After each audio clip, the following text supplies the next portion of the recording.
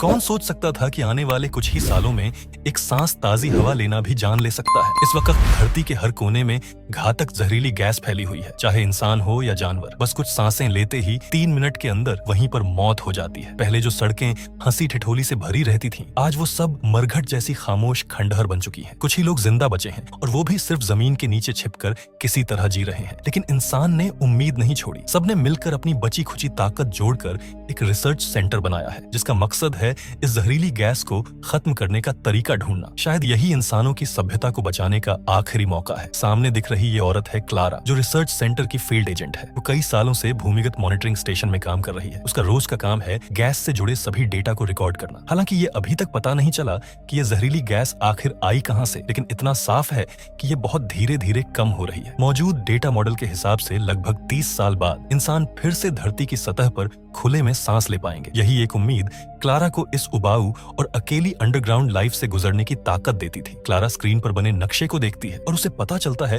कि कई और साथी भी ऐसा ही डेटा कलेक्शन का काम कर रहे हैं। उस रात जब क्लारा किताब पढ़ रही थी, कंप्यूटर से अचानक एक नोटिफिकेशन आया। हेडक्वार्टर का मैसेज था। संदेश में लिखा था कि सप्लाई बॉक्स पहुंचने वाला है, उसे जाकर रिसीव कर ले। अगली सुबह क्लारा भारी भरकम गैस प्रूफ सूट पहनकर हथियार उठाकर सतह पर सप्लाई लेने निकल पड़ी। मानसिक रूप से तैयार होते हुए भी जो नजारा सामने आया, उसने क्लारा का दिल भारी कर दिया। हवा में धुंधली सी जहरीली धुंध, टूटी फूटी सड़कों में मौत की बदबू हर तरफ छाई हुई थी। क्लारा के कदम तेज हो गए। वो बस जल्दी से जल्दी इस उजाड़ नजारे से दूर जाना चाहती थी। सप्लाई लाने वाला ड्रोन वक्त पर पहुंच गया, लेकिन लैंडिंग स्पॉट थोड़ा गलत था। क्लारा को मजबूर होकर पानी में कूदना पड़ा। अच्छी बात यह थी कि बॉक्स की सीलिंग बहुत मजबूत थी। अंदर का खाना बिल्कुल सुरक्षित था। ये सप्लाई करीब आधा महीना चल जाती। जमीन के नीचे खाने पीने की चिंता नहीं थी, पर अकेलापन हर किसी को नहीं झेलता। इस तरह बेकार सी लाइफ दिन दर दिन चलती रही। तभी एक दिन कंप्यूटर ने चेतावनी दी, नेटवर्क कट गया है। यानी अब क्लारा का हेडक्वार्टर से पूरी तरह संपर्क टूट चुका था। अगर आगे सप्लाई नहीं आई तो वो यहीं भूख से मर जाएगी। तभी उसे याद आया, पास के सिग्नल स्टेशन में उसका एक साथी है, शायद उसके जरिए हेडक्वार्टर से संपर्क हो सके। क्लारा ने फिर से अपना सूट पहना, हथियार उठाए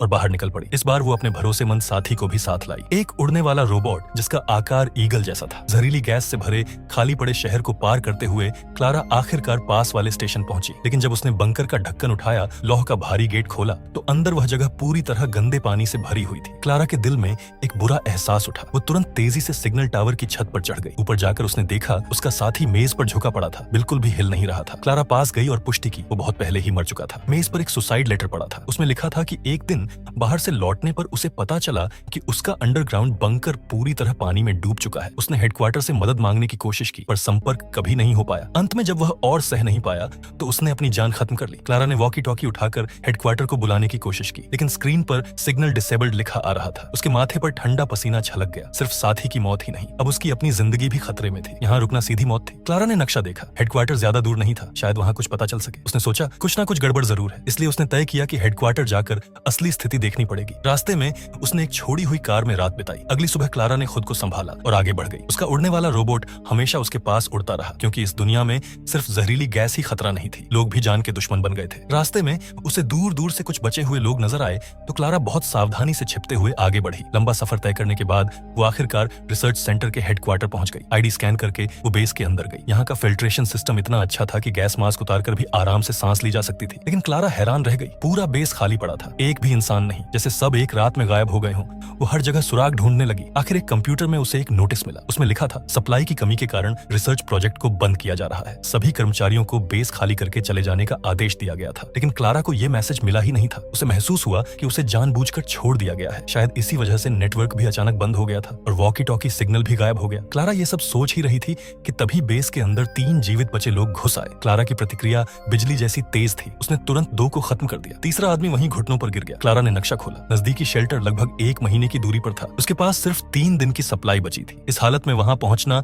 नामुमकिन था, तो उसने फैसला किया कि पहले अपने पुराने बंकर वापस जाए, जहां अभी भी 10 से 15 दिन का सामान मौजूद था। पर वापस जाते समय उसका उड़ने वाला रोबोट अचानक कंट्रोल खो बैठा। कुछ बचे हुए लोग अचानक सामने आ गए और क्लारा को जोर की चोट मारकर बेहोश कर दिया। जब क्लारा को होश आया, उसके सामने एक ताकतवर मांसपेशियों से भरा आदमी खड़ा था। उसका नाम था हैंक। वो कई बार रिसर्च सेंटर में ज्वाइन करना चाहता था, लेकिन हमेशा रिजेक्ट किया गया। अब वो जमीन पर कचरा खोजकर जिंदगी काट रहा था। क्लारा ने जल्दी से समझाया कि रिसर्च सेंटर ने दुनिया बचाने के लिए ही संसाधन सुरक्षित किए थे, लेकिन हैंक ने उसकी बात पर हंसकर ताना मारा। उसके अनुसार खाली पड़ा बेस ही सबसे बड़ा सबूत था कि वे लोग बस अच्छे संसाधनों पर कब्जा करना चाहते थे। इसी बीच हैंक ने पिस्टल तान दी और क्लारा से उसका उसका कीमती उड़ने वाला रोबोट मांगा। क्लारा ने मना कर दिया और झूठ बोला कि ईगल ड्रोन अभी बहुत दूर उड़ान पर है और जल्दी वापस नहीं आएगा। हैंक ने सोचा कि उसके पास बहुत समय है, लेकिन उसे पता नहीं था कि क्लारा ने पहले ही चुपके से अपनी हथकड़ी खोल दी थी। जैसे ही पहरेदार का ध्यान हटा, क्लारा ने पास की कुर्सी उठाई और उसके सिर पर जोर से दे मारी। पूरी सफाई से पूछताछ कर रहे आदमी को खत्म कर दिया। क्लारा ने उसका हथियार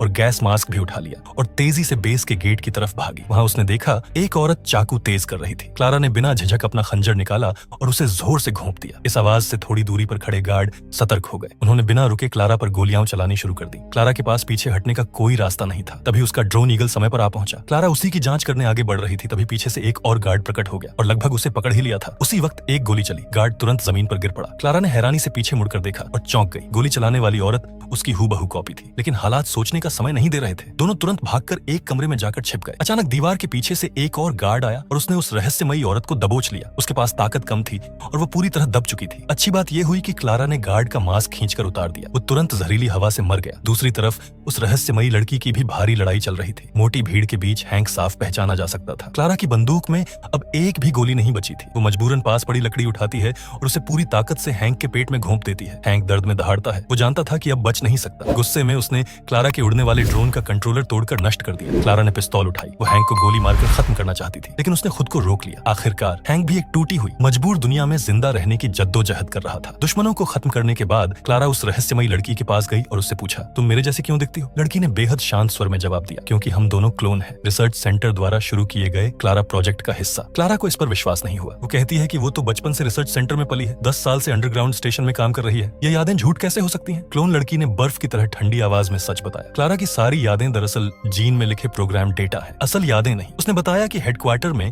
उसे 2 फेल्ड प्रोजेक्ट के एनक्रिप्टेड फाइल मिले थे और नया लॉन्च किया गया क्लारा प्रोजेक्ट दरअसल सैकड़ों हजारों क्लोन बनाने का प्लान था, जिन्हें खतरनाक और बोर करने वाले कामों में रिप्लेसमेंट की तरह भेज दिया जाता था। लेकिन अब बचे हुए लोग कम होते जा रहे थे, इसीलिए हेडक्वार्टर ने इस प्रोजेक्ट को खत्म करने का फैसला किया और पहले से बनाए गए क्लोन अनचाहे प्रोडक्ट बन गए। क्लोन लड़की ये सब बर्दाश्त नहीं कर पाई। उसने कसम खाई कि वो रिसर्च सेंटर के असली इंसानों को उनके की का जवाब देगी। वो लंबे समय से उनकी लोकेशन ढूंढ रही है। कुछ रिपोर्ट थी कि जिन जगहों की ऊंचाई ज्यादा है वहां जहरीली गैस नहीं पहुंचती। जिन ऊंचाई वाली जगहों की वो पहले जांच कर चुकी थी, उन्हें हटाने के बाद उसने अनुमान लगाया कि इस छोड़ी हुई ऊंची इमारत में या पास वाले पहाड़ की चोटी पर हेडक्वार्टर ने नया बेस बनाया होगा। क्लारा भी अंदर से टूटी हुई थी। उसके मन में भी बदले की आग जल रही थी, तो वो भी उसके साथ जुड़ गई। दोनों सबसे पहले करीब की ऊंची इमारत की ओर बढ़े, लेकिन जैसे ही वे अंदर पहुंचे, ऊपर से तेज लाउडस्पीकर की आवाज गूंजी। ये जगह पहले ही सर्वाइवर्स के कब्जे में थी। क्लारा ने दीवार पर टंगा फोन उठाया, लेकिन सामने खड़ा आदमी पहले ही समझ चुका था कि क्लारा और उसकी साथी दोनों क्लोन हैं। उसने बताया कि उसने खान माइन के नीचे एक सुरक्षित कैंप बनाया है, जहां बिना गैस मास्क के भी रहा जा सकता है और सामान भी भरपूर है। वो क्लारा और उसकी हमशक्ल को अपने ग्रुप में शामिल करना चाहता था, लेकिन क्लोन लड़की दिल से इंसानों से नफरत करती थी। उसने ऊपर से हाँ तो कर दी, पर मन में कुछ और ही चल रहा था। जैसे ही वहां के गार्ड उन्हें लेने आए, क्लोन लड़की ने बिना एक सेकंड गंवाए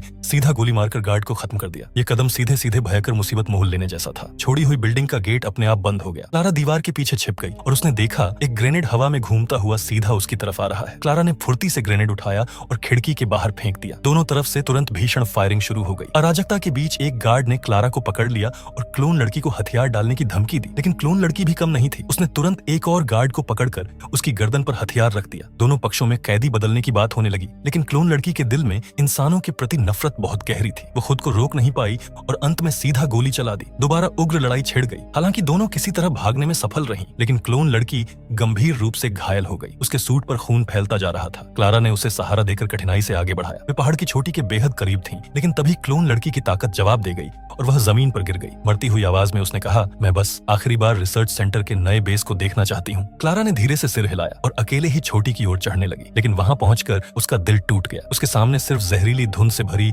उजाड़ बंजर जमीन थी, एक भी इंसान का नामो निशान नहीं। क्लारा ने खुद को संभालने की कोशिश की और वापस नीचे आई, जहां क्लोन लड़की लेटी थी। वो उसके पास झुककर बोली, पर्वत की चोटी पर बहुत सारे मानव जीवित हैं, तुम्हारा सपना सच है। उसने सच छुपाकर उसे आखिरी पल में आशा का एहसास दिया। कहानी यहीं खत्म होती है, एक ऐसी दुनिया में जहां इंसान और क्लोन दोनों बस जिंदा रहने का हक ढूंढ रहे थे। अगर इस कहानी ने आपको भी क्लोन लड़की और क्लारा की ये दर्दनाक यात्रा महसूस कराई हो, तो वीडियो को लाइक जरूर करना। कमेंट में बताना कि क्या आप इस तरह के और इमोशनल साई-फाई रिकैप्स देखना चाहते हैं, और मूवी रिकैप टॉक चैनल को सब्सक्राइब कर लो ताकि अगली कहानी जब भी आए आप सबसे पहले देख सको। मिलते हैं अगले वीडियो में, तब तक अपना ख्याल रखना।